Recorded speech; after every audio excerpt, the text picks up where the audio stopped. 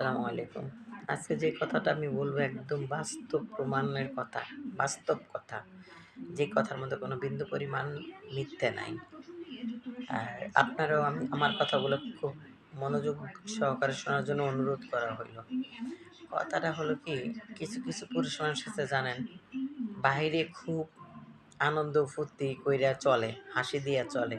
কিন্তু যখন স্ত্রীরে দেখে না, তার নিজের সহধর্মিণীটাও বোধহয় সে বোঝে না। সহধর্মিণী দেখলে তার গায়ে জ্বালা ধরে যায়।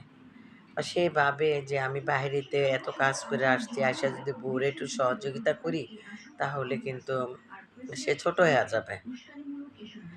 আর উচ্চস্বরে কথা বললে মনে করে যে সে জিতে যাবে। কিন্তু কেন রে ভাই? নারীরা কি ঘরে কাজ করে না?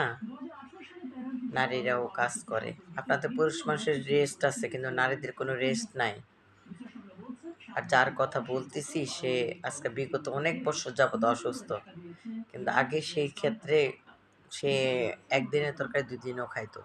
আর এখন যত দিন যাইতেছে তার বয়সও হইতেছে এবং তার অসুখের তাপমাত্রাটাও বাড়তেছে।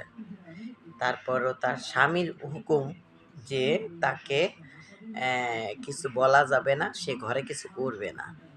তাহলে ভাই বলেন, আপনারা পুরুষ মানুষদেরকে কি বলা যায়? পুরুষ বইলা যদি মনে করেন যে আমি পুরুষ, না। আজকাল পুরুষ মানুষ যে কতটা বিষাক্ত সাপ হয়ে দাঁড়ায়, নারীকে সম্মান দিতে জানে না, নারীরা মায়ের জাত সেটা বুঝতে চেষ্টা করে না। আল্লাহ যাদের সম্মান দিয়ে দিছে, আল্লাহ বলছে মা, মা, মা ৩ বার। মা মানে কি?